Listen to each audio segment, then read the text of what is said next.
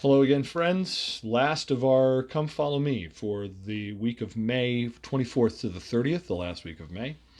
We're wrapping up our story of Alma and he having repelled the armies of the Lamanites and of the Amlicites.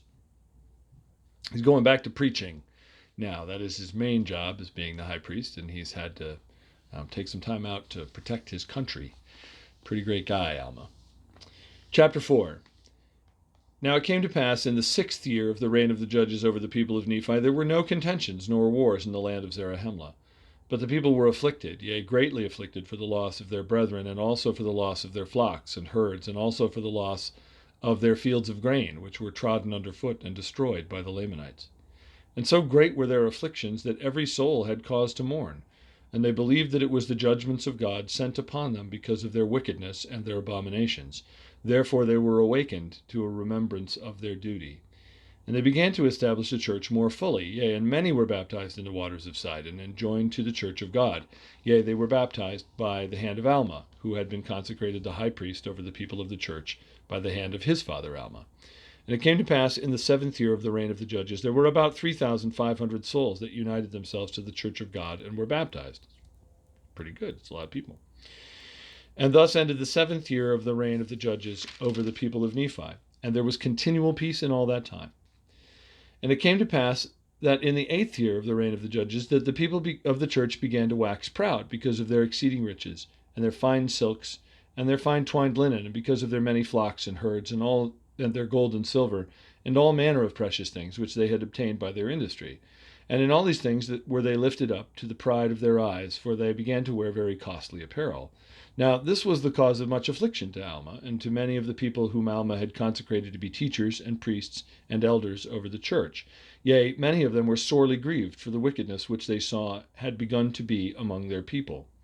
For they saw and beheld with great sorrow that the people of the church began to be lifted up in the pride of their eyes, and to set their hearts upon riches and upon the vain things of the world, that they began to be scornful one towards another, and they began to persecute those that did not believe according to their own will and pleasure.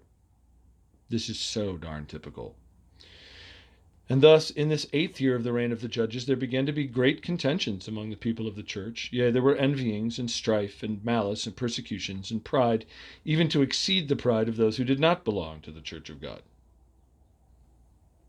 Nobody's immune. Just because you were baptized and you're part of the church, that has nothing to do with whether you're going to be able to be proud and kind of get yourself sideways with the commandments of God.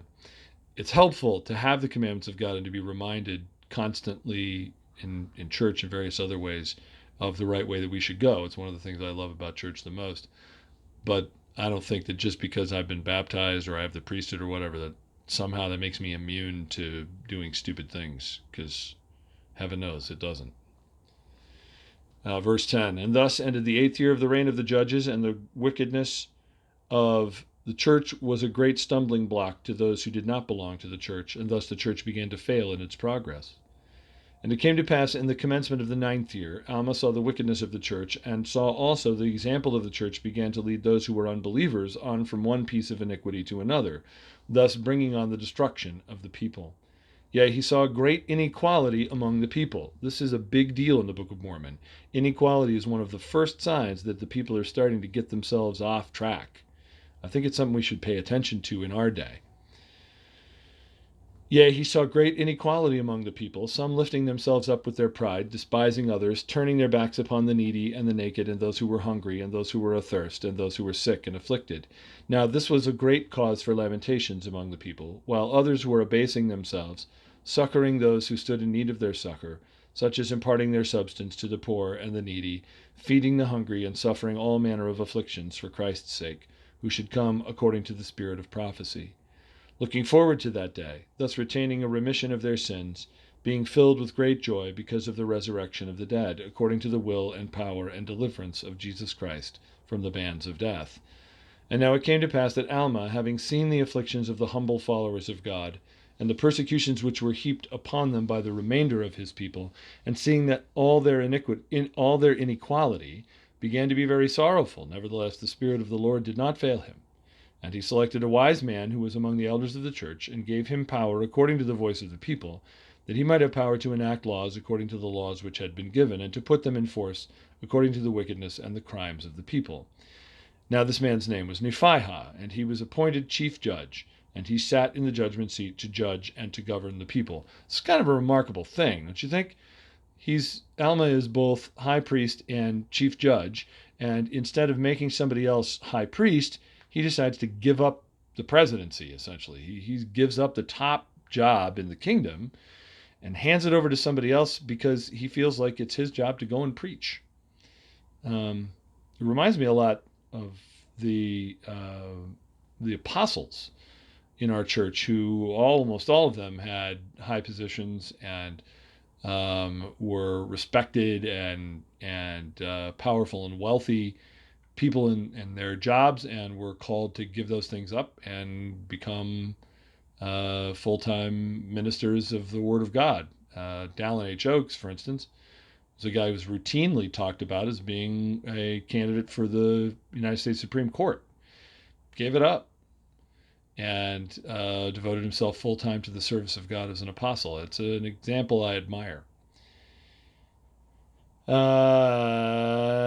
18. Now, verse 18. Now Alma did not grant unto him the office of being high priest over the church, but he retained the office of high priest unto himself. But he delivered the judgment seat unto Nephihah. And this he did that he himself might go forth among his people, or among the people of Nephi, that he might preach the word of God unto them, to stir them up in remembrance of their duty, and that he might pull down by the word of God all the pride and craftiness, and all the contentions which were among his people, seeing no way that he might reclaim them, save it were in bearing down in pure testimony against them.